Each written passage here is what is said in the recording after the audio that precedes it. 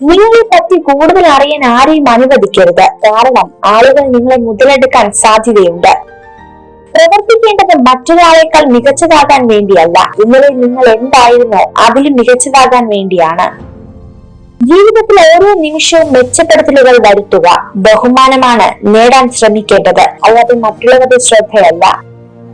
മറ്റുള്ളവരാൽ ആദരിക്കപ്പെടുന്ന നല്ലൊരു ജീവിതം നയിക്കുക. എങ്കിൽ വാർദ്ധക്യകാലത്ത് ജീവിതത്തിലേക്ക് തിരിഞ്ഞു നോക്കുമ്പോൾ നിങ്ങൾക്ക് ഒരിക്കൽ കൂടി ആസ്വദിക്കാൻ കഴിയും. നമ്മൾ ചെയ്യുന്നതിന്റെ എല്ലാം ഫലം തീർച്ചയായും ഒരു ദിവസം നമ്മൾ അനുഭവിക്കേണ്ടതായി വരും. അതുകൊണ്ട് തന്നെ ജീവിതത്തിൽ നന്മയുടെ ത്രാസിനെ ഉയർത്തി നിർത്തുക.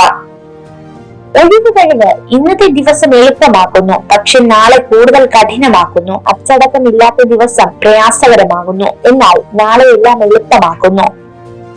നമ്മൾ മറ്റുള്ളവരെ സ്നേഹിക്കുന്നത് പോലെ അവർ നമ്മളെ സ്നേഹിക്കുമെന്ന വിശ്വാസമാണ് ഈ ലോകത്തിലെ ഏറ്റവും വലിയ അന്ധവിശ്വാസം. സഹായിക്കുക എന്നതിനേക്കാൾ വലിയ കാര്യമാണ് ആരെയും ഉപദ്രവിക്കാതെ ജീവിക്കുക എന്നത്. അനുഭവങ്ങളെക്കാൾ വലിയൊരു പാഠവും ജീവിതത്തെക്കാൾ വലിയൊരു വിദ്യാലയവും ഈ ഭൂമിയിൽ മറ്റൊന്നില്ല. നമ്മുടെ പേടിയാണ് പലപ്പോഴും മറ്റുള്ളവരുടെ വിജയം. എല്ലാ കാര്യങ്ങളും നീട്ടിവെക്കുന്നത് ഭീരുക്കളുടെ ലക്ഷണമാണ്. പ്രചോദനത്തിന്റെ ഏറ്റവും വലിയ ഉറവിടം നിങ്ങളുടെ ചിന്തകളാണ്. അതിനാൽ വലുതായി ചിന്തിച്ച് വിജയിക്കാൻ സ്വയം പ്രചോദിപ്പിക്കുക. ഈ പരാജയം ജീവിതത്തിന്റെ അവസാനമല്ല എന്ന് ചിന്തിച്ചു തുടങ്ങുമ്പോൾ നിങ്ങളുടെ ജീവിതത്തിന്റെ വിജയം ആരംഭിക്കുകയായി. ജീവിതത്തിൽ നമ്മെ തളർത്താൻ ശ്രമിച്ചവരെ നാം വെല്ലുവിളിക്കേണ്ടത് നമ്മുടെ വാക്കുകൾ കൊണ്ടല്ല, പകരം നമ്മുടെ വിജയം കൊണ്ടാണ്. മറ്റുള്ളവരെ സ്നേഹിക്കാൻ നാം മറന്നുപോയാൽ ജീവിതത്തിൽ നാം വെട്ടിപ്പിടിച്ച വിജയങ്ങളെല്ലാം വെറുതെയാകും. ഒരു വിത്ത് വളർന്ന് മരമാകാൻ ക്ഷമയോടെ കാത്തിരിപ്പോ പരിചരണവും ആവശ്യമാണ്. വിജയം നേടാനും ഇത് ആവശ്യമാണ്.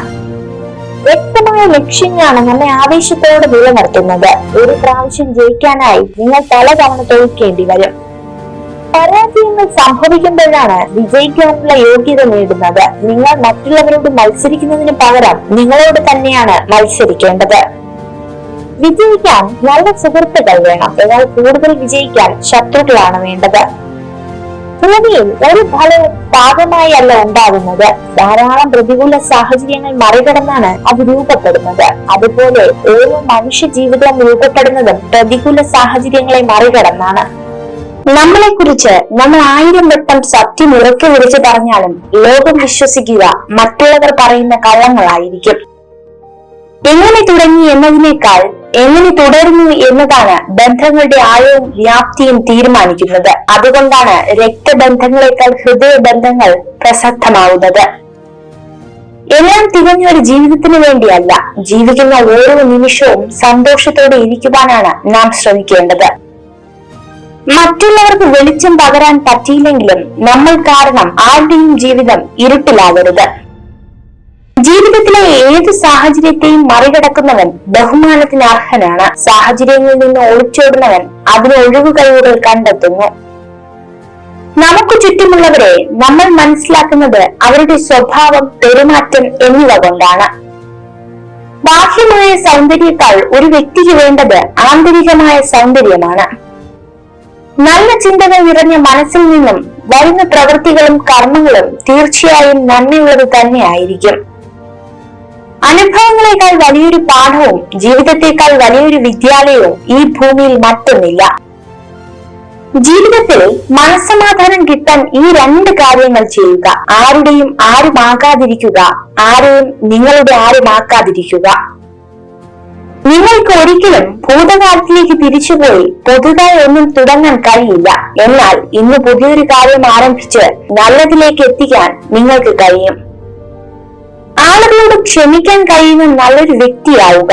എന്നാൽ അത്തരം വ്യക്തികളെ വീണ്ടും വിശ്വസിക്കുന്ന മണ്ടനാകരുത്. നിങ്ങളുടെ കണ്ണുനീർ തുടയ്ക്കുന്നതിന് പകരം നിങ്ങൾ കരയാൻ കാരണമായവരെ ജീവിതത്തിൽ നിന്ന് തുടച്ചു മാറ്റുക. സമയം മിക്കവാറും എല്ലാ കാര്യങ്ങളും നമുക്ക് ഗുണകരമായ അവസ്ഥയിൽ എത്തിക്കുന്നു. സമയത്തിന് കുറച്ച് സമയം കൊടുക്കാനുള്ള ക്ഷമ കാണിച്ചാൽ മതി.